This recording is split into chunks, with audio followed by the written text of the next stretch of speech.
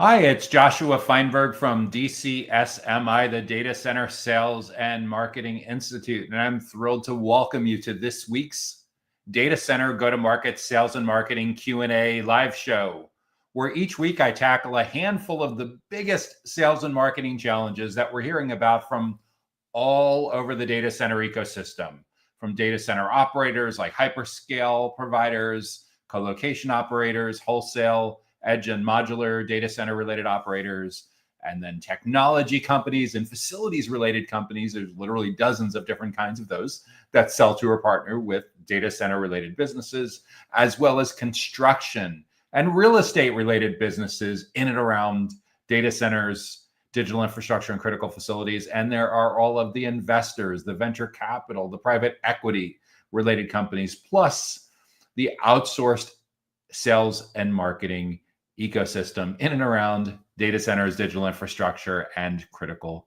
facilities. And regardless of what your role is on your go-to-market team, maybe you work in sales, marketing, account management, product management, channel partnerships, or perhaps you are the maestro, the orchestra conductor that's responsible for getting everyone in the right seats, playing at the right tempo, at the right volume to make sure that all of the brilliant, smart, motivated people on your team are rowing in the same direction, working on the same goals, and powering your company's growth. If this is the first time you are joining us, welcome. Over at DCSMI, we're all about elevating the role of sales, marketing, and go-to-market professionals in the growth of the data center industry. So if you want to get notified about upcoming events just like this, as well as educational resources, make sure you subscribe to our Data Center Sales and Marketing newsletter that comes to your inbox each Sunday. You can subscribe directly on our website at www.dcsmi.com. So what's on the agenda for this week's Q&A show? First up, we'll look at how to get more data center and cloud infrastructure leads. After that, we will turn our attention to how to improve data center support lead generation. Next, we'll get into how to generate leads for data center site selection, land acquisition, leasing, and ESG facilities.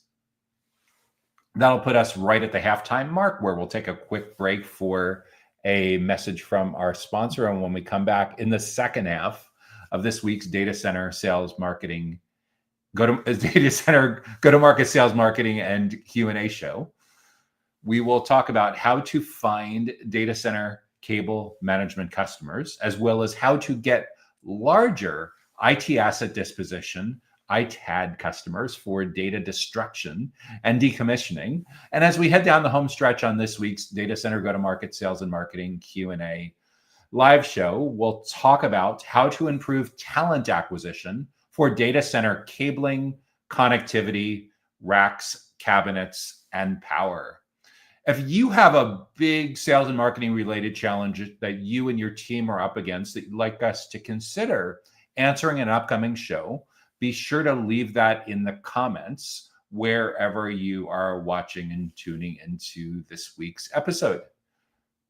So without any further delay, let's jump right into this week's first question, which is, how do we get more data center and cloud infrastructure leads? How do we get more data center and cloud infrastructure leads? That is a great question and a fantastic place to start. And the first thing we need to get to the bottom of is we need to understand, do you sell data center related services and cloud infrastructure related services to the exact same clients?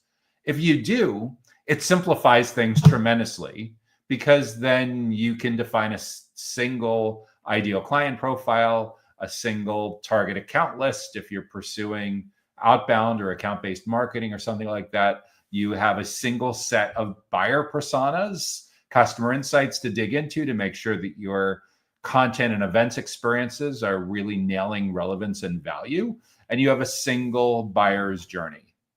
So the way this is worded, more than likely it is the exact same client base. So you don't need a separate go-to-market. You don't need a separate ICP. You don't need a separate set of buyer personas. You don't need different sales teams. You don't need different marketers. It's all one and the same. We're just doing a little bit of segmentation to make sure that we're addressing what is top of mind. So we need to know historically where your company has done best with data center clients and cloud infrastructure clients. And the way we're typically going to figure that out the quickest is we'll look at the case studies section on your website. We'll look at the reviews. We'll look at your logos. And we're looking for commonalities. And if we can find it there in public, client-facing, collateral, web enablement, product marketing, whatever you want to call it, great. If not, then we need to go into your customer relationship management, your CRM system, and we need to look at the last 10, 20, 30 clients that you've closed and which have been most successful. And what we need to understand when we look at that is what those companies have in common at the company level. We'll get into the individuals in a moment, but at a company level, where are they located geographically? Are you able to successfully sell data center related services and cloud infrastructure to every single corner of the globe? Or do you primarily do well in one particular region of the world or one particular continent, a couple of countries, a single country, an area within a country? Let's get realistic about and self-aware about where you win and where you retain the best geographically. Second, what size companies tend to get the most value from your data center related services and cloud infrastructure services? Can you sell to the smallest pre-revenue startup all the way to the largest Fortune 50 enterprise? Or do you need to get a lot more specific? In other words, is there a certain minimum size that a client needs to have to be able to afford your minimums? And does that kick in at 10 employees, at 50 employees, at 200 employees? Again, only you can answer that question based on the history of where you've done best, or if you're a startup where you believe others in similar businesses have done best. So that's the floor. That's the minimum size in terms of number of employees in your ideal client profile. What about the maximum size? Is your company really going to be successful selling data center services and cloud infrastructure services to massive Fortune 50, Dow Jones Industrial Average 30 kind of companies? Or do you max out at effectiveness or being able to win or being able to retain at a company with 1,000 employees or 5,000 employees? And again, only you can answer that. But in order to get crisp about solving your lead generation problem, we need to get crisp about who your ideal clients are. So geography, we have talked about. Next, we talked about size. And of course, in the data center related space, when it comes to size, you may be thinking of kilowatts, megawatts, perhaps even gigawatts. You may be thinking about square footage. You may be thinking about meters, square meters. The reality, though, is for most prospecting and most lead generation, you're probably going to need to normalize based on the employee headcount, based on the number of employees that a particular client has. And then the third area within your ideal client profile to think about for improving your lead generation program is to think about where you win most often in terms of your clients' industries, vertical markets, business models. Why is this so important? It's because when it comes to a lot of areas within data centers and cloud infrastructure, at the intersection of a geographic location and a industry, there is often certain compliance or certification requirements that pop up.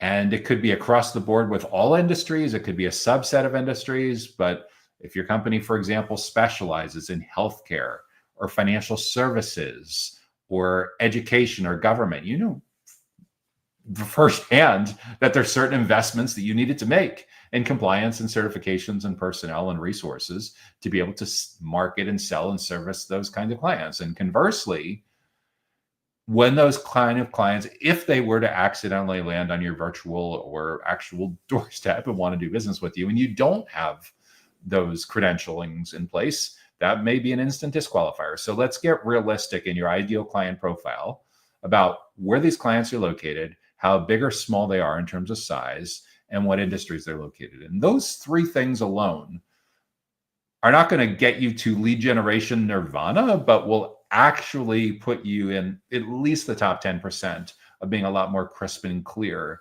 about what successful lead generation, what intentional lead generation looks like for your data center related business and cloud infrastructure business. Once you have that ideal client profile, that ICP documented, then you're in really good shape to go out and build your target account list for account-based marketing, outbound, account-based selling, whatever you want to call it. It is a concerted effort at specifically marketing and selling and servicing anywhere from a few dozen to a few hundred, sometimes as many as a few thousand potential clients that look like externally that they could be a fantastic fit for your data center and cloud infrastructure related services. So you have your ideal client profile, you have your target account list. Now we need to zoom in and look at individual people within those accounts, within those companies, because companies don't buy, people do, right? Humans, at least humans for now. So when we look at the individual people within an account, we're going to want to determine the buyer personas that have the most important economic impact on your company's success. And a buyer persona is simply a target person that you want to sell to based on actual research and some select educated speculation about their goals, their challenges, their motivations, what makes them tick, what gets them a promotion, what gets them the opposite of a promotion, where they hang out online and offline. And there's a really good chance that if you have been in this business for a while, that you have some long-term employees sitting attached to your LinkedIn company page, on your About Us page, on your management page, whatever it is. You have some long-time employees, long-time leaders who've been with your company, who've been in this industry since the dawn of time. And because of that, they may have some really strong opinions about who your buyer personas are and what they care about. And it's good to go capture that data. But I would caution you that your internal input should be no more than like 20-25% of the overall research. Most of the actual research needs to come directly from the mouths of your prioritized buyer personas. How do you get that? Ideally, face-to-face conversations. Second best, video conversations. Distant third, phone conversations. And right around phone conversations, I would put in being able to use data that they didn't have to explicitly chime in and participate with. So in other words, if you can't get these face-to-face conversations or video or phone conversations, next best thing after that would be getting really crisp about who this buyer persona is and get a stack of LinkedIn profiles and take the same names of those 10 or 20 people who you looked at their LinkedIn profiles for and put them in a Google search or ChatGPT or whatever. And we're looking to see what shows up for this person's first name, last name, job title at this particular company. So we're looking essentially for their fingerprints, their footprints, their popcorn trail, their breadcrumb trail of what shows up on LinkedIn and what shows up on search engine results pages for this particular person. And with the LinkedIn profile in particular, what's really cool is you're seeing how they describe themselves in their own words, what they picked out as their headline, what they picked out as their summary about us information, what they picked out with how they describe their role at their particular company. And then you can go look at their activity and you can see what kind of content and events they interact with, what kind of comments they leave, what kind of groups they belong to, what kind of skills they're endorsed for. And what we're looking to do is aggregate this all together, get an amalgamation, synthesize what the consensus is on a particular buyer persona based on all of this research. And on the search results page, it would be awesome if you found a blog post that they wrote, a news release they were quoted in, a webinar that they spoke at, a podcast, an event, so you can actually listen, hear their intonation, see their body language. And again, you're going to wrap all of this together to find the consensus on the biggest goals and challenges for each category of these stakeholders. In many cases, starting with decision makers. That's your primary buyer persona. Your second most important buyer persona for data center leads and cloud infrastructure leads, that would be a secondary buyer persona. In big enough accounts, there may be a third category of person that you need to educate and build trust with. That would be your tertiary buyer persona. And if you've been doing this a while, you know there are certain kinds of stakeholders that when they show up, they are for sure not on your side. They're detractors. They're kind of the enemy of progress. Those could be a negative buyer persona. And the more aware you are of having a crisp definition of your ideal client profile and who your buyer personas are, and prioritizing your most important buyer personas, then you're in a really, really good position to start talking about lead generation. Because by default, a lot of people that have been in the data center industry a long time very much confuse the words sales opportunity and lead. A sales opportunity is a known person from a known company that's interested in talking with someone from your sales team.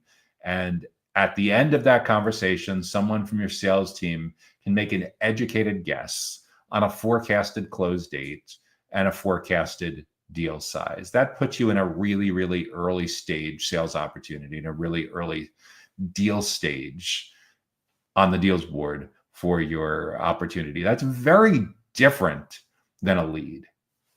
A lead could be someone that badge scanned by visiting your booth at a conference. A lead could be someone that subscribed to an email newsletter. A lead could be somebody that downloaded an ebook or a research report from your website. A lead could be somebody that registered for and attended, or even just registered for an event, either in person or a virtual event. All of those are leads. They're not explicitly saying, oh, I'm ready for a free consultation. I'm ready to schedule a tour. I'm ready to book a demo. I'm ready to talk to sales. When they do that, they're considered a hand raiser. They're raising their hand and saying, I want attention. Now, there are certain instances where someone is in such a strong sweet spot bullseye for exactly who you're looking to do business with that you'll prematurely try to promote an early stage lead to sales contact to see if they're going to bite. But a lot of what causes friction internally between sales and marketing teams is a fuzzy definition, a lousy definition, lousy consensus on the difference between lead and marketing qualified and sales qualified in a sales opportunity. So I would encourage you to get that right after you've already gotten really crisp on your ideal client profile and who these buyer personas are. Because once you know who these buyer personas are and their biggest goals and challenges, then you can go about building a calendar for educational resources and educational events that allow you to educate and build trust with these stakeholders so they actually want to spend time with members of your sales team as opposed to you chasing them. This is incredibly important because we now live in a self-guided buyer's journey. 10 years ago, if I was talking about this topic, you would have known that about half of a typical sales cycle, about half of a typical buyer's journey was over before sales contact. At the time, CEB, the corporate executive board that's now owned by Gartner, found that about 56% of a sales cycle was over before someone was willing to meet with someone from your sales team. We had 10 years of digital transformation, a lot of baby boomers retiring, more Gen Z and millennials in decision-making roles, millions of people working from home, especially at the beginning of the 2020s. And we now live in a world where that 56% number has jumped all the way over to 83%. What does that mean? 83% of a typical buyer's journey is over before one of your prospects or future clients is open to having a sales-related meeting with someone from your sales team. This is a big, big challenge for a lot of traditional sales and marketing playbooks, but it's also a really big opportunity if you know what you're doing. What does if you know what you're doing mean in this particular context? Well, we can no longer just show up as a transaction-hungry salesperson. We now need to show up as more of a consultant, as a teacher, as a subject matter expert, as a trusted advisor. Some of the more advanced, more senior members of your team may even rise all the way to the level of being considered thought leaders. That's the key to earning our way in so we can educate and build trust with our most important buyer personas and stay with them throughout those 28 touch points between complete stranger and purchase decisions. So that changes the nature of what a lead is. In other words, a lead is the right person in the right places at the right time, and most of all, in the right context, so that that lead sees one or more members of your client-facing team as the be-all, end-all experts when it comes to anything and everything having to do with data centers and cloud infrastructure.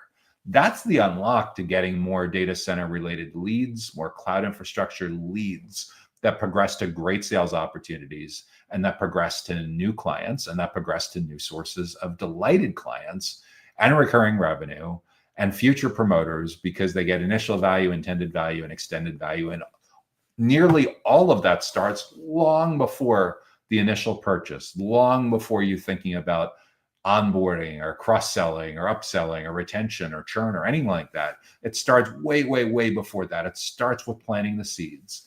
So this particular person and all of their colleagues that are on the decision committee at this particular client, this particular prospect, see your team members as the be-all, end-all experts on anything and everything having to do with data centers and cloud infrastructure for a company that does business in their location, that's roughly the same size as theirs, that's in similar or the same kinds of industries as theirs, and that where these stakeholders are in these buyer persona decision committee kinds of roles. That's the key to getting more data center and cloud infrastructure leads, is really, really investing deep so that everywhere your prospects and clients turn, they keep coming across your fantastic educational events and fantastic educational resources that make them want to spend a ton of time with members of your team, that starve the oxygen supply away from them wanting to spend time with competitors to your alternative, that allow you to stack the decks in your favor as you frame the criteria that they use to evaluate all of the options in front of them, that keeps you on the short list throughout the full buyer's journey, and in many cases effectively knocks other companies off of that short list. So by the time they're ready for that sales related conversation, in many cases, you've already won. This is what gets you to get a much more educated buyer. This is what gets rid of price sensitivity. It leads to a more profitable growth trajectory. It allows you to recruit and retain the best talent, recruit and retain the best channel partners. And conversely, ignoring all of this gets you the opposite outcome. So if you are serious about getting more data center leads and more cloud infrastructure leads, take into account just how different buyer preferences are from as recently as 5 or 10 years ago, and make sure that your client-facing team members are showing up in the way that your prospects and clients want you to show up. Not how you want to show up, where you're trying to close like a car salesperson, but are actually showing up in a way that positions your client-facing team to be seen more like Big Four consultants, subject matter experts that are the be-all, end-all experts when it comes to anything and everything having to do with data center, cloud infrastructure leads. This is a big culture change for a lot of companies, which is, again, the reason why your internal champion from your own company in many cases needs to start all the way up at the C-level or CEO level, up to about a couple hundred employees. If you're from a company that has a couple thousand or several thousand employees, more than likely a great internal champion for this kind of initiative could be your chief revenue officer or chief commercial officer or chief marketing officer or something like that. But it starts from waking up one day and realizing that we are tired as a company of being marginalized and treated like crap, by prospects and clients. We're better than that. We have amazingly smart people, and we need to let the ecosystem know about this so we can get in early with the right people in the right places at the right time, and most of all, in the right context, to be seen as the be-all, end-all experts on data center and cloud infrastructure related topics. What do we got for the next question?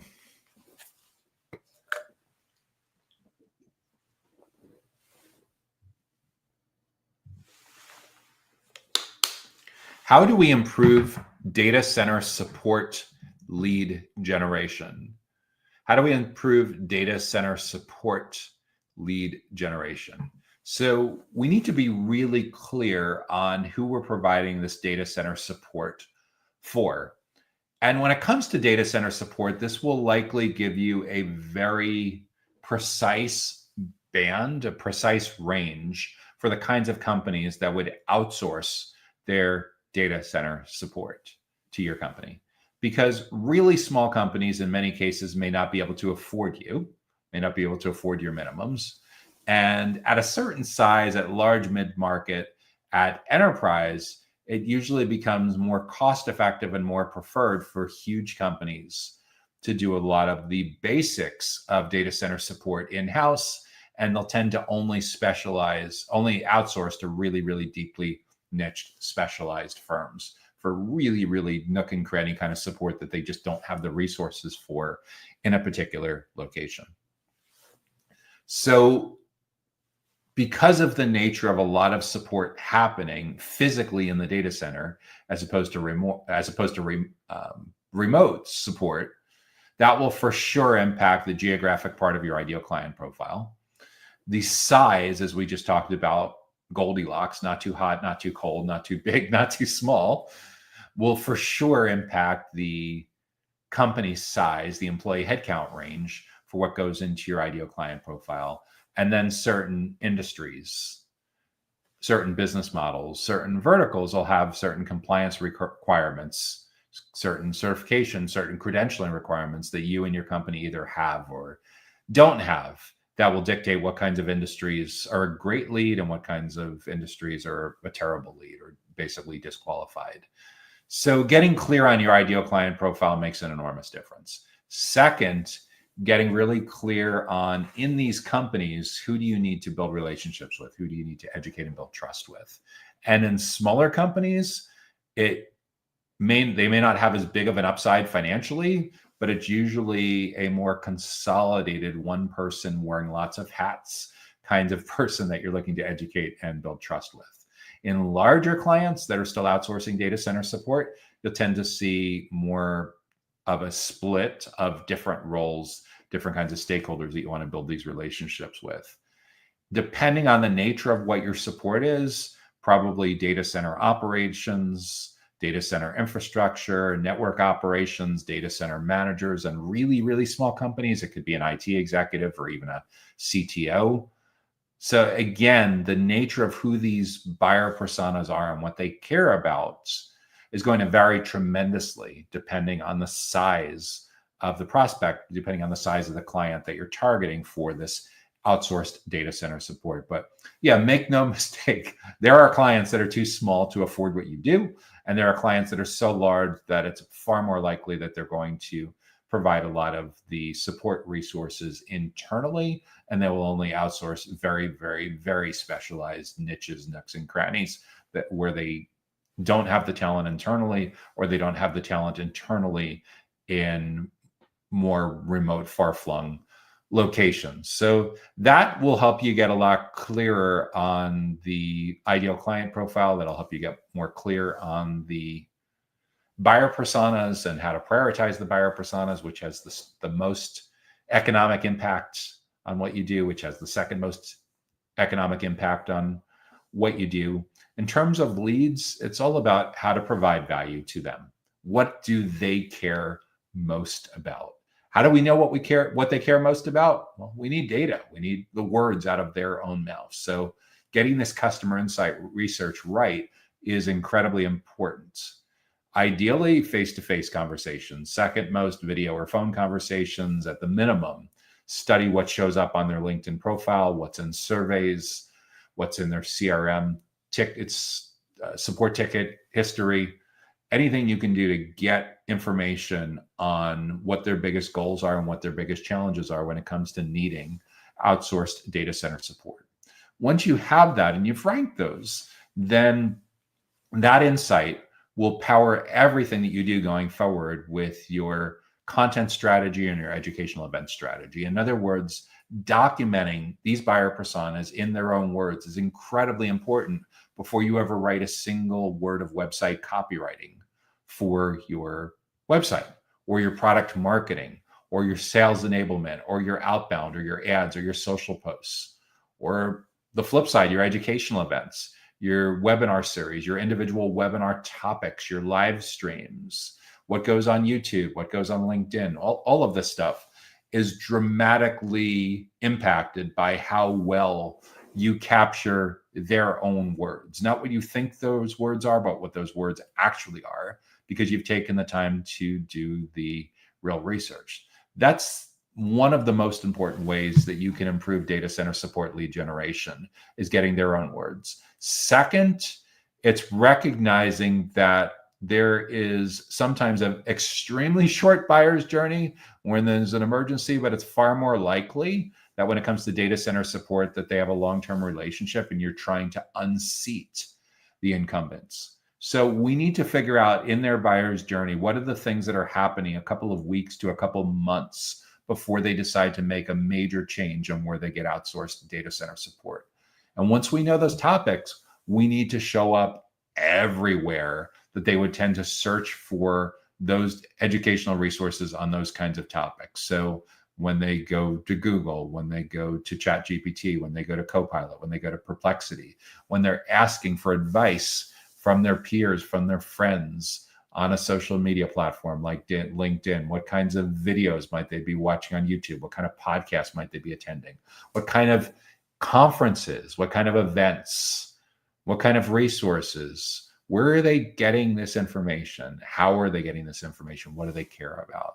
So we need to make sure in those 28 touch points between complete stranger and purchase decision that we just completely saturate the surface area. So everywhere they turn, they keep tripping over our amazingly helpful content. So they want to spend time with members of your client-facing team. So your sales development reps and your account executives don't have to spend all of the time chasing prospects, begging for meetings. No, you've flipped it. You've gotten to the point where your prospects and your clients want to spend time with members of your team because they're learning so much about anything and everything that has to do with outsourcing their data center support. And when you do this at a masterful level, not only will you saturate as many of those touch points as possible, but you start to starve oxygen and opportunities for educating and building trust with your competition, because they're learning so much about this category and how to set up the criteria that they use to evaluate all of the competitive options from your team members, that they have no time and no interest in going elsewhere for this kind of content, for this kind of learning experience. And because of that, not only is your company nearly guaranteed to stay on the short list throughout the full buyer's journey, but the value prop that you're delivering is so off the charts that you start to knock competitive alternatives off of the short list. So there's times when they get all the way to the decision stage and they're ready for sales contact, where the short list is a short list of one. In other words, you won. You're the last company standing, and you're winning by default. So that's what gets rid of price-sensitive buyers. That's what gets people to hang on your every word. That's what gets you to initial meetings where they're literally quoting your own experts, where they've used your buyer's guide, your comparison guides, what they learned in your webinar series as the alignment tool internally, where multiple members from the same company have consumed your educational resources and attended your educational events, so that your internal champion's job, which, let's face it, account executives today, a big part of what they're doing is project managing their internal champion to get alignment across their own team and other necessary teams within the company. When you've done this at a masterful level, everything works so much better pre-purchase and post-purchase, because when it comes to support, the initial purchase is really, really just another starting line, right? We need great onboarding. We need initial value, intended value, extended value. They need to love what they're getting from your company. And that starts from that very, very first early stage interaction. So we need, for the great data center support lead generation, we need you to get found by the right people in the right places at the right time, as early as possible and as often as possible, and most of all in the right context, so that your sales team is no longer seen as commission hungry, transaction focused account executives and sales development reps, but is instead seen more like consultants and teachers and subject matter experts and trusted advisors. This changes who you hire. This changes the kind of investments that you make in playing the long game with professional development, with upskilling, with cross-skilling, with cross-training. Enormously, enormously important. And this is coming up repeatedly in the podcast interviews that I'm doing with people, especially among data center operators and technology companies, where so many in these client-facing roles have such strong skill sets that if they were to hang out a shingle, besides being an account executive for a data center operator for a nights and weekends gig, they would all of a sudden have strong enough skills where they could be a fractional CTO for a small and medium-sized business in the area. And the SMB, the small and medium-sized business owner, would get enormous value from the professional recommendations from this particular individual. So if you're not there, recognize you're not alone, but you're also on borrowed time, because this is the new competitive advantage. This is the new leveling up. This is the new price of entry for being successful and competitive when it comes to being in the business of data center support. And if you want your lead generation program to be very intentional, to be a lot more successful with leading to the right kind of sales opportunities, the right net new clients, the right clients that retain and are great promoters, all of this starts with having a great perspective on what it means to provide not only data center support, but to be in the education and trust building business throughout the full life cycle, throughout the full buyer's journey. So those are my thoughts on how to improve data center support lead generation. Next question up. What do we got?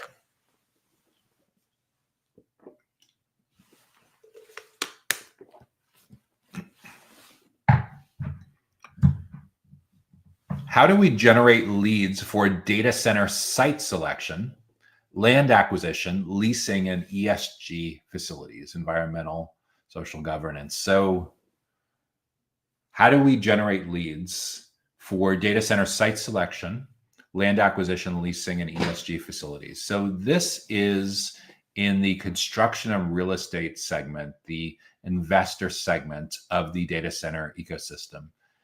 So there's data center operators, there's technology companies, there's facilities related companies, there's outsourced sales and marketing companies, and there's this segment, the data center construction companies, which first cousin of which are the data center real estate companies, DCRE, as well as the investors, the portfolio, the hedge funds, the venture capital, the private equity firms that provide all the capital for these massively expensive projects to happen in the first place. So your company provides site selection related services, land acquisition, leasing, and ESG facilities. How are we going to generate great leads? We need to understand with these 4 different kinds of lines of business, the site selection, land acquisition, leasing, and ESG facilities, are they all one and the same clients? If they're all the same kind of client, then your job is much easier, because then you only need one go-to-market playbook. You only need one ideal client profile. You only need one set of buyer personas. You only need to worry about one set of customer insight. And once you have that defined, you're in a much better position to figure out the biggest goals that the individual stakeholders on these decision committees have, and the biggest challenges and frustrations that they're currently facing. Because once you have strong consensus on who your most important buyer persona is, who's the most important economic decision maker across site selection, land acquisition, leasing, and ESG facilities, once you know who this most important person is and what they care most about individually, what their team cares most about, what their company cares most about, in their own words, and what's driving them nuts, what's stressing them out, what's causing them to have a dysfunctional relationship, work-life balance, screwing up their vacations, causing their family and friends to not be very happy that this particular individual is constantly getting pulled in too many different directions, and vacations compromised, missing kids' soccer games and recitals and concerts and things along those lines. So with all of that in mind, to generate leads successfully and accelerate those leads into sales opportunities that close into new clients for these 4 different lines of business, once we know what those biggest goals and challenges are, we can set about building a editorial content calendar and a educational events calendar that allows us to position our client-facing team members as the be-all end-all experts when it comes to anything and everything having to do with data center site selection, land acquisition, leasing, and ESG facilities. By the nature of how different those are, but potentially rolling into the same kind of client base, you will almost certainly have the need for multiple subject matter experts within your company to participate in this kind of initiative. And your company culture needs to welcome that opportunity, because buyer preferences have changed so much in the last 5 or 10 years. It used to be like 10 years ago that you were a lot more in the driver's seat. You could hold information back, and your prospects and clients would kind of have to put up with it. And because of that, you still got to spend about half of their journey, half of your sales cycle with your best prospects and clients. At the time, CEB, the Corporate Executive Board, found that about 56% of this researching, comparing options, evaluating pricing, these early, about 56% of the journey was over before you got to meet a prospect. That means you were still in there 44% of the time. Those days are unfortunately now very much in the rearview mirror. 10 years of digital transformation, lots of baby boomers retiring, more Gen Z and millennials in decision-making roles, millions of people working from home. And we now have the self-driven buyer's journey becoming the predominant buyer's journey, where typically like 83% of their journey is over before you even know that a prospect exists. They're 83% of the way of doing their research and comparing options, looking at pricing before they even get to you. This is a really, really big challenge for companies that are leaning really heavily on an outdated go-to-market sales and marketing playbook. But it's also a great opportunity for those that are committed to changing their company culture, to being seen as the be-all, end-all experts when it comes to anything and everything having to do with data center, site selection, land acquisition, leasing, and ESG facilities. And the more you can embrace the role of repositioning essentially your sales team, your account managers, your project managers, whoever else is involved with these initiatives, to be seen more as teachers and consultants, trusted advisors, subject matter experts, and perhaps even thought leaders, the better off everything works with getting in early and often with the right people in the right places at the right time, and most of all in the right context, so you get out of the vendor box and you stay out of the vendor box. And this is especially important and especially potent when it comes to data center construction and data center real estate, because out of the 5 key areas in the data center ecosystem among operators, technology-related companies, facility-related companies, and outsourced sales and marketing, construction and real estate has lagged behind. That's not to say that there aren't some great companies in this space that have fully embraced content marketing and thought leadership and webinars and educational events and lunch and learns and symposias. For sure there are. It's just that when you compare who were the early adopters at investing big in these kinds of initiatives, most of the data center ecosystem has been doing things for more than 10 years that a lot of companies in construction and real estate have only gotten to doing in the last couple of years.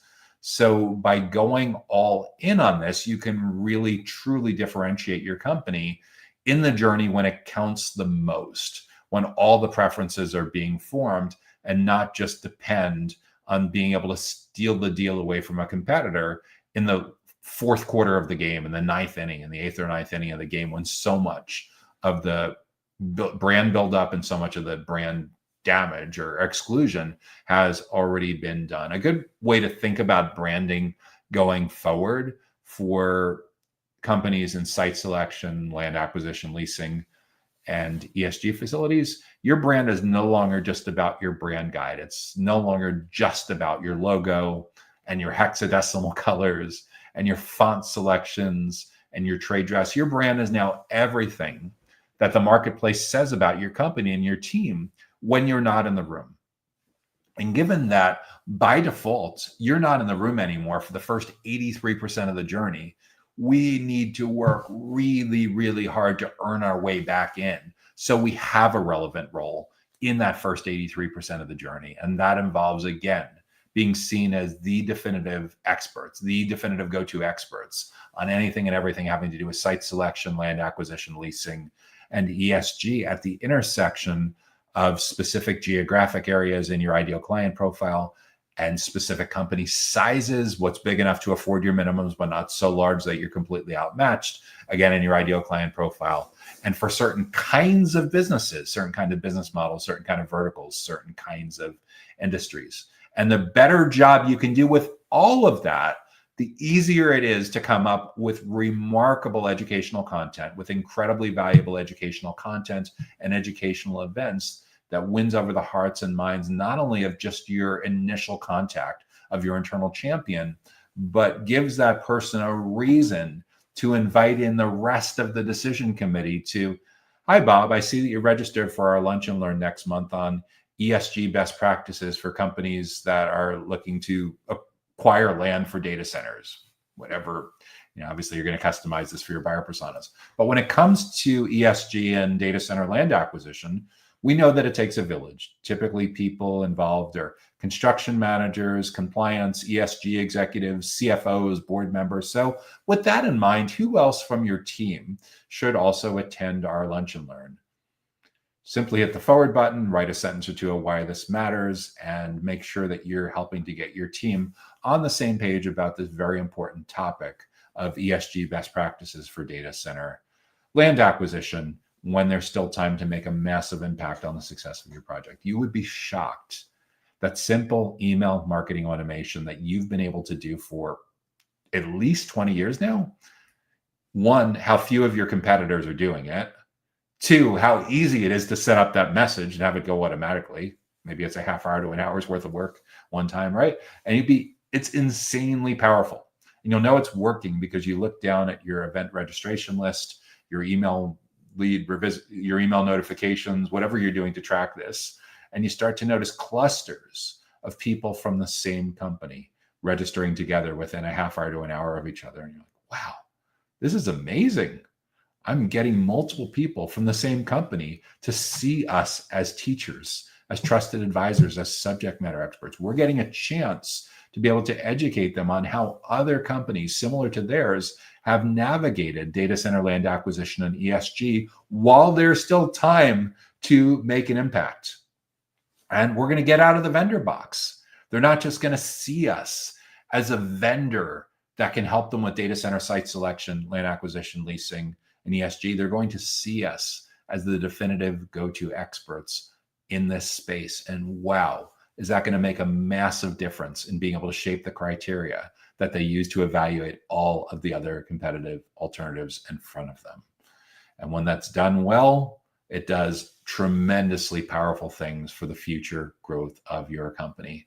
So with all of that in mind, in today's data center ecosystem, for critical facilities, for digital infrastructure, that's my insights, that's my recommendations for how to generate leads for data center site selection, land acquisition, leasing, and ESG facilities. So if you're getting good value from what we've talked about today so far in this week's Data Center Go-to-Market Sales and Marketing Q&A show, make sure that you hit the like button on whatever platform that you're watching this on. And if you have an idea for a question or a topic that we should address in an upcoming show, make sure to drop that into the comments as well. We're going to take a quick break for a message from our sponsor. When we come back, we're going to dive into 3 more questions on this week's Data Center Go-to-Market Sales and Marketing Q&A. Data Center Go-to-Market Sales and Marketing Q&A is sponsored by DCSMI, elevating the role of sales marketing and go-to-market GTM professionals in the growth of the data center industry. To stay informed about upcoming episodes, subscribe to the Data Center Sales and Marketing newsletter on the DCSMI website at www.dcsmi.com. Again, that's www.dcsmi.com. Now, back to Data Center Go-to-Market Sales and Marketing Q&A. Hey there, Joshua Feinberg from DCSMI, the Data Center Sales and Marketing Institute. We are all about elevating the role of sales, marketing, and go-to-market professionals in the growth of the data center industry among critical facilities and digital infrastructure. And you're watching our weekly Q&A show, the Data Center Go-to-Market Sales and Marketing Q&A. So next up, what's the next question for this week? How do we find new data center cable management customers? How do we find new clients for data center cable management? So your company operates within data center technology, cabling and connectivity, first cousin to data center infrastructure, first cousin to data center telecommunications, and you specifically are in the business of cable management. You probably also are placing these adjacent to and backing up into racks and cabinets. So there's a lot of interesting adjacencies within the other 21 companies in and around data center technology. We actually over at DCSMI have identified 22 different business models that operate in and around data center technology. So when it comes to data center cable management customers, there's largely two broad categories of data center customers you're likely selling to. There's data center operators. These could be like companies that are principally in the business of co-location, hyperscale, wholesale data centers, edge and modular data centers. The wholesale data centers probably not the best end customers, because more than likely who they're selling their wholesale facilities to would be the ones that would contract for cable management. So we have data center operators, and then there's data center end users. These are companies typically that, instead of outsourcing, renting space in someone else's data center, have built their own data centers. And yeah, for sure, both the end users, the enterprise data centers, and the data center operators definitely need cable management. So where have you historically won most often? What kinds of clients have you been most successful with in the past? We'll likely see some evidence for this if we look at your case studies, we look at your testimonials, your reviews, we look at the logos, we look in your CRM system. What kinds of clients have you retained the longest, have the highest net promoter score? All of those will give us an idea of what kind of clients, what kind of customers you would like more of. And from there, to find more of them, let's get specific about who they are. Let's document, let's make sure you have a good single page definition of your ideal client profile, your ICP. Where are these companies located? For sure, when it comes to cable management, you're going to need to have geographic presence in close proximity to those data centers, or have someone that can travel to there. So it's either your own employees that can market, sell, and service the cable management, or perhaps you're using channel partners or some combination of the two. But yeah, geographic coverage definitely matters when it comes to cable management. Second, what's the right size? What's big enough that they can afford your minimums, but not so large that they would likely do what you do in-house? Again, that's going to vary individually quite a bit depending on the nature of your business model and your size and your capitalization. But let's get really specific on the range of employees, the minimum and the maximum size of employees, where you can successfully market, sell, and service your cable management related services. And then third, are there certain industries, certain business models, certain verticals that are a better fit for you than others?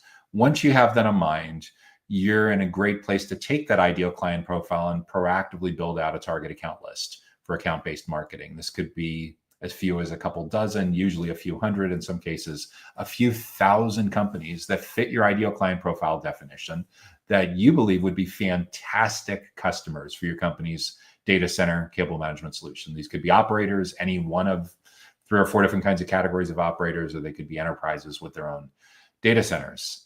Once you have that in mind, then we need to understand, by the nature of what you do and the nature of how big or small these companies are, who's the perfect person for you to get a foot in the door with. That would be your primary buyer persona that you would prioritize. Second most important kind of stakeholder in that company, second most important kind of person on the decision committee would be your secondary buyer persona. And depending on how big or how small their facilities are, and a really tiny data center or enterprise, you may be dealing with like an IT executive. Usually it would be something related to infrastructure or data center engineering or data center networking or operations or telecommunications. Or again, it depends on how they have organized their own team with who would be the best contact for you.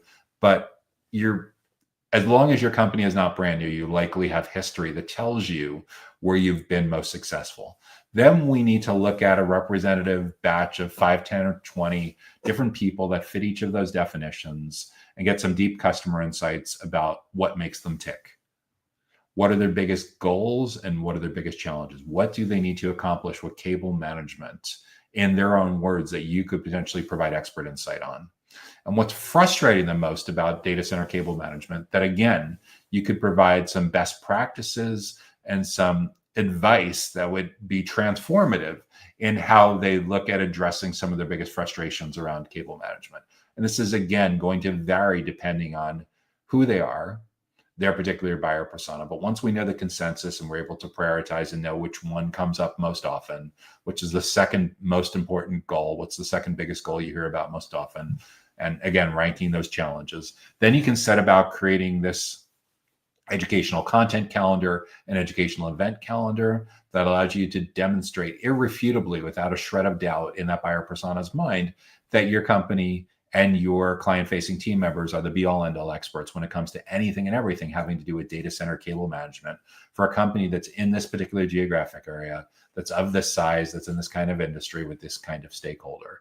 And the better job you can do at demonstrating that, the more those stakeholders, the infrastructure, the networking, the NOC, whoever else is in telecommunications, meet me room folk, whatever is involved in the rack and cable folk, the low voltage folks, whoever is involved, the fiber folks, whoever would have an interest in learning more about data center cable management best practices for your kind of company. So your goal is to have these amazingly helpful blogs, podcasts, explainer videos, downloadable content, educational lunch and learn symposias, breakfast seminars, webinar series, anything you can that gives your ideal clients, those buyer personas and those clients, a reason to want to spend a significant amount of their 28 touch points between complete stranger and purchase decision with your own company's experts. So by definition, this may mean that people that hold titles as like account executives, sales representatives, sales development reps, solution engineers, sales engineers, we need to make sure that you are helping these folks show up in a way that your prospects and clients see them as the be-all end-all experts on anything and everything having to do with cable management. And the more consistently you do that, the more of those 28 touch points that you occupy, the more likely it is that you are going to, one, get out of and stay out of the vendor box.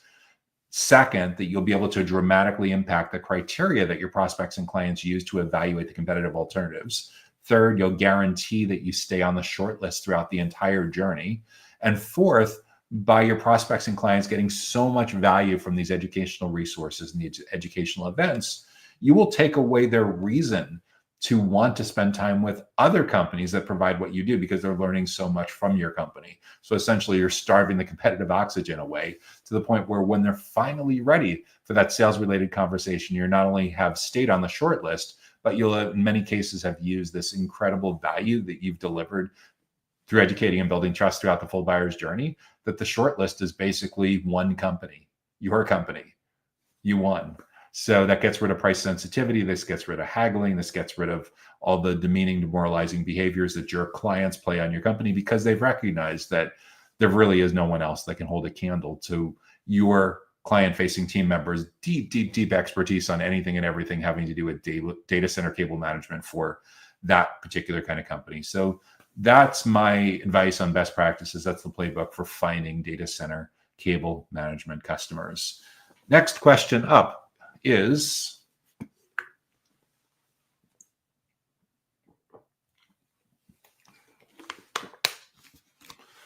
okay, so this is for a IT asset and disposition company. How do we get larger IT asset disposition, ITAD customers for data destruction and data center decommissioning? How do we get larger IT asset disposition customers for data destruction and data center decommissioning?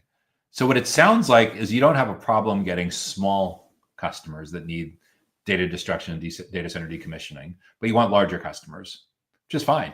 Just recognize that the larger customers may have more competition, more companies like you chasing them.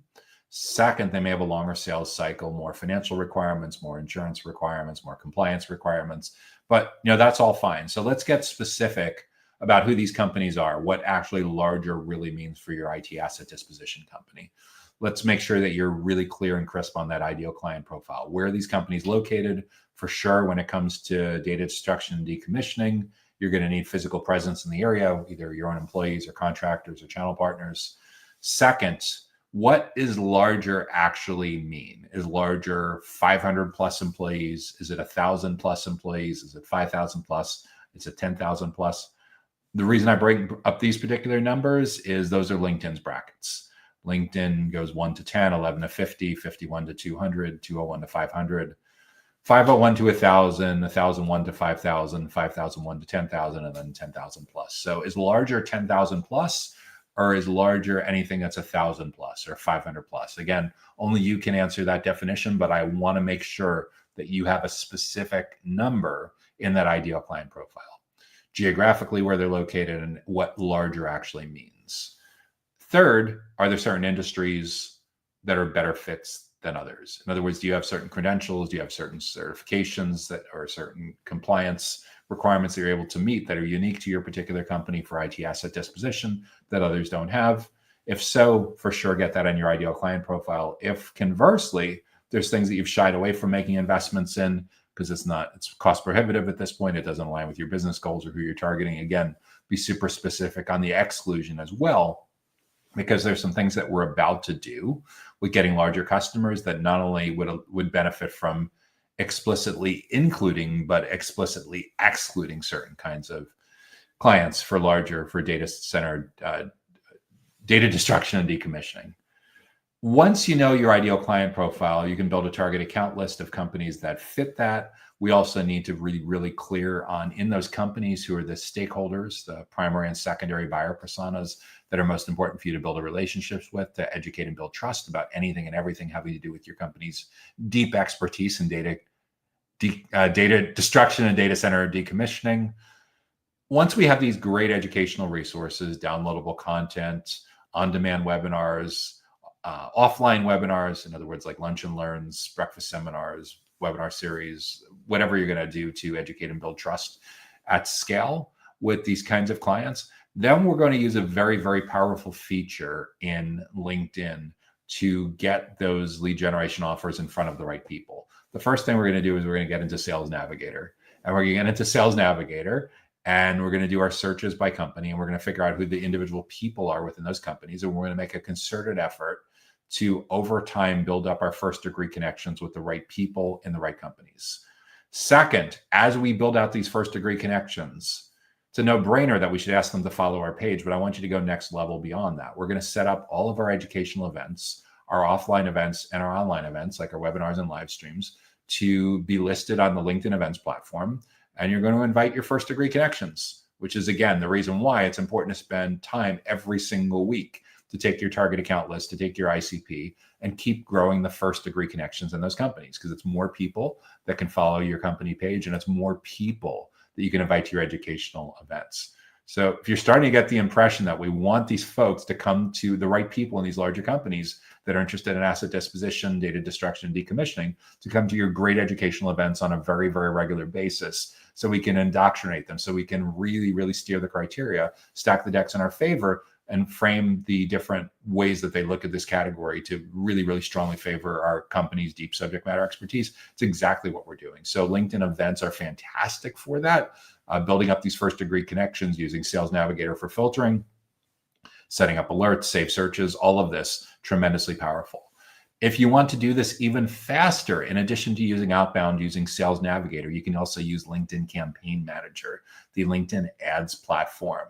And because of the nature of your going after larger IT asset disposition clients for data destruction and data center decommissioning, it's a fairly safe assumption that you're going after really large deals, really strong unit economics. And the US, these are probably at least $50,000, $100,000 deals, or your local currency equivalent. And because of that, you have a lot of different options in front of you for sales marketing and go-to-market. And one of the things you can use for sure to accelerate this is, after you have great lead generation landing pages, great lead nurturing, a great way to stay in front of the right people in the right places at the right time and in the right context throughout their full buyer's journey. Then it makes sense, in addition to your outbound, to invest some budget in ads. And the fantastic part about LinkedIn ads, LinkedIn Campaign Manager, is you literally can upload a list or manually set up a list of anywhere from a couple dozen to a few hundred or even a few thousand companies that you want to see your event registration information, that you want to see your educational resources offers to generate leads against, to both for the initial lead and to nurture them and stay with them over time as you educate and build trust, to train them to know that your company is the definitive expert to go to when it comes to asset disposition, when it comes to data destruction, when it comes to decommissioning. So again, Sales Navigator, Campaign Manager, having fantastic educational content, educational events, that's the key unlock to getting to these larger IT asset disposition customers for data destruction and data decommissioning.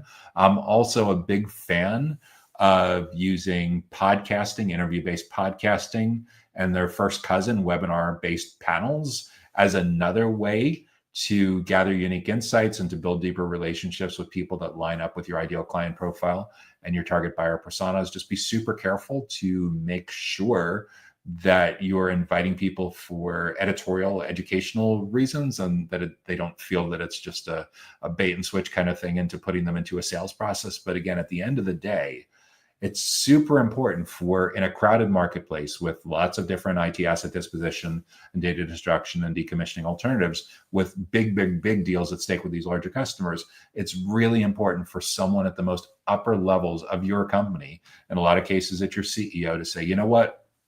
We're tired of being treated like crap, like we're just another asset disposition vendor, like we're just one of interchangeable companies that do data destruction and data center decommissioning. We're better than that. We know we are the best. We know we're the best in this particular region. We know we're the best for this particular company size. We know we're the best for these kinds of industries. And we're going to let our target audience know about that in a big time concerted way. And these are big culture changes for a lot of companies that most of the time for a small to mid-size ITAD company need to start all the way at the CEO level. If you're from a huge company, then probably it's a chief commercial officer, chief revenue officer, or chief marketing officer who's the internal champion on this kind of initiative. But it's going to change the nature of who you hire. It's going to change the nature of how you do onboarding, and professional development and cross-training and upskilling and reskilling are going to be incredibly important, because it's critical for your target buyer personas to see your client-facing team members as the be-all end-all experts, the teachers, the subject matter experts, the trusted advisors, the consultants, and in some cases, even the top thought leaders on the planet when it comes to anything and everything having to do with data center IT asset disposition, data destruction, and data center decommissioning. So that's how I would approach getting larger IT asset disposition, ITAD customers for data destruction and data center decommissioning. If you've been getting good value from this week's Data Center Go-to-Market Sales and Marketing Q&A show, make sure that you hit the like button. And if you have an idea for a future topic, a question or challenge that we should address in an upcoming show, please make sure to include that in the comments on whatever platform you're using to watch this show, this week's episode. And that brings us to our final question for this week.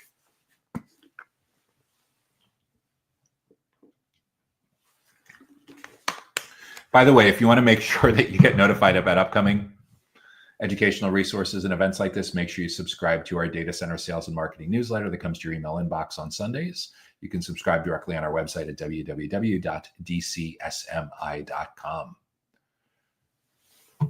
Final question for this week is for recruiters. How do we improve talent acquisition for data center cabling, connectivity, racks, cabinets, and power?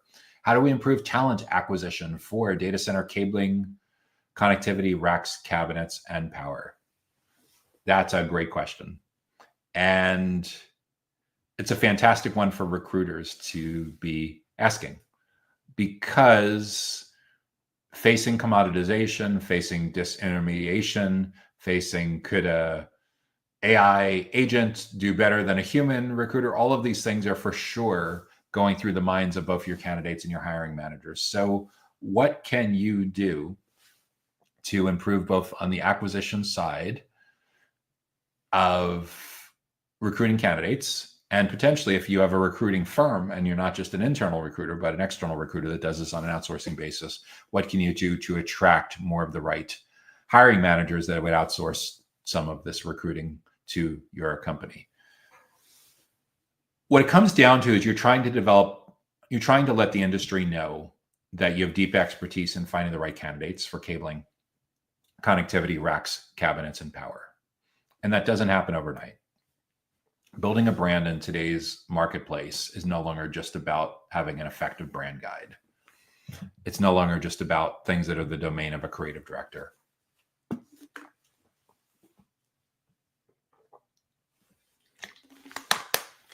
Building up a strong brand at the intersection of talent acquisition and data center cabling, connectivity, racks, cabinets, and power. It's a marathon, not a sprint, because your brand is now no longer just about these aesthetics. It's about what the marketplace says about you and your team when you're not in the room.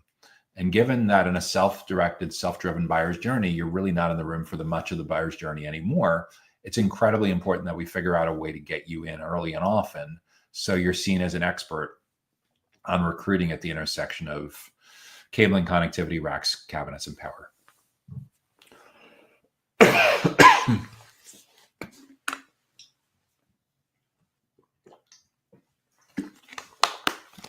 Well, how are we going to do that? For an internal recruiter, this is employer branding 101. This is having fantastic Glassdoor reviews. This is having interviews, ideally starting as video interviews and getting repurposed into text and in smaller micro content from employees that love working with your company and the benefits of them building their career at your company. For recruiters, this is almost certainly going to involve the external equivalent of that. And what I've seen a couple of recruiters, and when I say a couple, literally a couple, like less than a handful of the couple dozen companies that are active in data center related recruiting, what I've seen a couple do is start to have these great interview based podcasts. And one in particular recently did a salary survey, salary studies, a PDF of prevailing salaries in and around the data center ecosystem. So there's a number of different areas that you could potentially tackle to put a flag in the ground, put your stake in the ground, and let it be known among the data center industry that you have deep expertise in talent acquisition for data center cabling, connectivity, racks, cabinets, and power. But it could be as simple as saying, look, there's two different kinds of stakeholders for a recruiting firm that we need to be building these relationships with. There's the hiring managers who need candidates that are skilled in cabling, connectivity, racks, cabinets, and power. And then there's the candidates who are looking for great jobs, great careers at the intersection of cabling, connectivity, racks, cabinets, and powers. And a lot of recruiting firms, you may choose to divvy up those job responsibilities for who's dealing with what, which part. It's essentially two different playbooks, two different funnels, right? And with that in mind, you also need two different kinds of content. There will be some areas that for sure overlap, like the hiring managers and the candidates would for sure be interested in your salary survey data. But there's other kinds of content that will be unique to what hiring managers care most about and what candidates care most about. Trying to find a single content strategy that cuts across cabling, connectivity, racks, cabinets, and power. There's a lot of first cousin adjacencies to that for sure. There's companies that are integrators and distributors and consultancies that work across all or most of those five particular areas. But it's about way more than just segmenting into the hiring manager and the candidate persona. It's about developing this mindset that going forward, we don't want to be seen as a glorified middleman. We don't want to be seen as a headhunter. We want to be seen as deep experts when it comes to talent acquisition, when it comes to recruiting the right kinds of data center technologists, the right kind of data center facilities related folks that are needed for these low voltage cabling and connectivity, telecommunications, and rack and cabinets and power parts of the facilities equation when it comes to the data center ecosystem. And the way we're going to demonstrate that to the marketplace is we're going to show up early and often. And we're not just going to show up because we bought a booth at a conference or we sponsored something. We're going to show up in a way that allows us to demonstrate just how smart our internal team members are, just how much deep bench of expertise that we have among our client-facing team members. And going forward, we really don't want our client-facing team members to be known by their traditional job titles of like SDR and AE and CSM and AM. We want going forward for the hiring managers and for the candidates to see our client-facing team members as deep experts on data center career planning, on data center hiring. And the better job we can do at being able to demonstrate that early and often, so we stay with hiring managers and we stay with candidates throughout all of their 25 to 30, 28 different touch points between complete stranger and purchase decision, the better off we're going to make it for our company. But make no mistake, this is the new competitive battlegrounds. You are selling to a highly technical, highly cynical hiring manager, and you're selling to an equally highly technical and highly cynical candidate. So it is incredibly important to work extra hard to build a platform that allows you to educate and build trust with them over time. So you get out of the vendor box, so you differentiate yourself, so you competitively position yourself in a way that really stands head and shoulders way above any other alternatives that they know about in the marketplace. And sure, social proof plays a large role in that. That's the reason people have reviews and recommendations. That's a lot of the reason why people invest in interview-based podcasts and webinar panels, but it is way more than just an individual tactic or individual playbook. This is a cultural change for most companies. We're going forward. They recognize that in a self-driven buyer's journey, if we keep doing things the way we've always been doing things, we're excluded from most of the game. It's like, imagine that you're taking clients to a football game or a soccer match or a tennis match or golfing or baseball or whatever it is. And you arrive at the stadium, you arrive at the arena, you arrive at the course, and they say, "Can I see your business card?" And they say, "Oh, you're in sales. We have a policy where we don't allow salespeople until the end of the game because they're too pushy. They're too obnoxious. We have a bias. We're really sales allergic." And you'd be like, "That's ridiculous. We spent $50,000 to sponsor this game. You're going to let us in?" But just recognize that this is essentially what's going on in a self-driven buyer's journey, where people are just asking tons of questions on search and on their LLM chat tools and of their personal assistants and of their peers on social media. By the time you get to a meeting with a hiring manager or a candidate, there's a really good chance that they're going to know more than your entry-level hires on your team. Let that sink in for a minute. Some of the hiring managers and the candidates that come to you, by the time they get to you, may actually know more about the job market than your recently hired team members that have only been working with you for a couple of months or several months. And that's an enormous problem, because no one needs you to read your website or read slides to them anymore. In fact, if you do that, there's an excellent chance that they're going to immediately shut down and walk out. So the question is, how can you provide value as more of a teacher, as more of a consultant, as more of a trusted advisor? Well, it's going next level on deep customer insight. It's figuring out a way to add value in a way that's way, way, way beyond what you ever have before in your career, because this is the new competitive battleground. And it's not just your direct competitors, it's indirect competitors. Indirect competitors means they're typically a lot larger of a company or a lot smaller of a company than yours, or they operate in a different geographic market than yours. But in the highly geographically connected world that we live in, 7/24 world that we live in, geographic boundaries have largely melted away. So you're facing new opportunities and new competitors that are very different than you did as recently as 5 or 10 years ago. And also, don't forget that there's all kinds of media and events companies that create a ton of great content and educational experiences about your topic. And you're also competing for attention with them. So with that, all of that in mind, how is your company going to create a world-class educational experience when it comes to anything and everything having to do with talent acquisition for data center cabling, connectivity, racks, cabinets, and power? Again, this is a very, very important cultural and strategic issue that you're going to navigate if you want to stay relevant going forward to how hiring managers and candidates are researching and ultimately making their decisions on who to go with. So the choice is yours. Essentially, do you want to bury your head in the sand and pretend like it's still 10 or 20 years ago, when you know that the overwhelming majority, like 85, 90% of companies, don't buy the way they did 10 or 20 years ago? Or are you going to live in the present and recognize that the world has changed? And if you want to protect your company and protect your career from being disrupted, these are just the table stakes going forward. So if you're serious about improving talent acquisition for data center cabling, connectivity, racks, cabinets, and power, that's the playbook.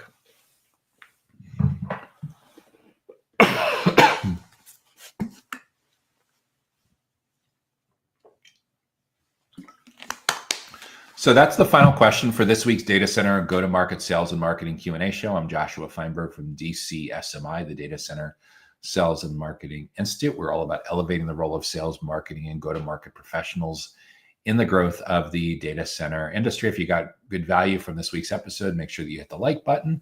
And if you have a topic that you think we ought to address in an upcoming episode, of data center go-to-market sales and marketing Q&A, make sure to drop that in the comments. Until next time, I'm Joshua Feinberg from DCSMI. If we're not connected on LinkedIn, mention that you watch the show, send me a connect invite. I'd love to be connected with you as well. And we look forward to seeing you back again next time. We wish you great success in elevating your role, your team's impact, and your company's impact in the growth of data centers, digital infrastructure, and critical facilities. Take care now.